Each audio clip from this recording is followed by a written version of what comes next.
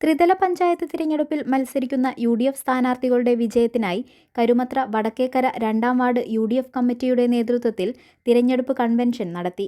DCC general secretary PJ Raju ഉദ്ഘാടനം ചെയ്തു. UDF ward committee chairman Vinod Madavana അധ്യക്ഷനായി. നേതാക്കളായ Kuttan Machad, AA Ashraf, Santhosh Erakkat, NM Vineesh, Alphonsa Francis, James Kundukulam, AA Basheer, സ്ഥാനാർത്ഥികളായ ഷഹന നൌഷാദ്, O ശ്രീകൃഷ്ണൻ തുടങ്ങിയവർ സംസാരിച്ചു.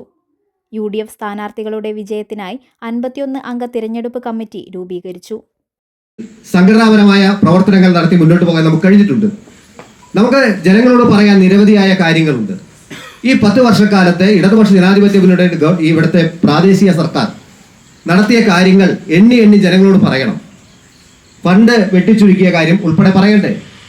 നമുക്കറിയാം, ഈ കഴിഞ്ഞ 5 വർഷക്കാലത്തെ പ്ലാൻ ഫണ്ടിൽ നിന്ന് 35% ഫണ്ട് നഷ്ടപ്പെട്ടു. നമുക്ക് ആ 35% നഷ്ടപ്പെടാനുള്ള പ്രധാനപ്പെട്ട ഒരു കാരണം കൃത്യമായ സമയത്ത് സർക്കാരിന് കൊടുക്കേണ്ട കണക്കുകൾ കൃത്യമായി കൊടുക്കാത്തതിൻ്റെ പേരിൽ 35% ഫണ്ടുകൾ നഷ്ടപ്പെട്ടു. ആ നഷ്ടപ്പെടുമ്പോൾ സ്വാഭാവികമായിട്ടും നമുക്ക് സംഭവിക്കുന്നത് എന്താണ്? ഈ നാട്ടിനകത്ത് ഉണ്ടാകേണ്ട വികസന പ്രവർത്തനങ്ങൾ പരാജയമായി മാറുന്നു, പൂർത്തിയാക്കാൻ കഴിയാതെ വരുന്നു. കിട്ടിയ കോടിക്കണക്കിന് രൂപയാണെങ്കിൽ കൃത്യമായി മാർച്ച് മാസത്തിൽ അവസാനിപ്പിക്കേണ്ട പ്രവർത്തികൾ അവസാനിപ്പിക്കാൻ സാധിക്കാതെ, കൃത്യമായ ടെൻഡറുകൾ കൃത്യസമയത്ത് നടത്താതെ അങ്ങനെ വന്നപ്പോൾ മാർച്ച് മാസത്തിൽ ഈ പണി പൂർത്തീകരിക്കാതെ വന്നപ്പോൾ അതെല്ലാം സ്പിൽ ഓവറായി മാറി.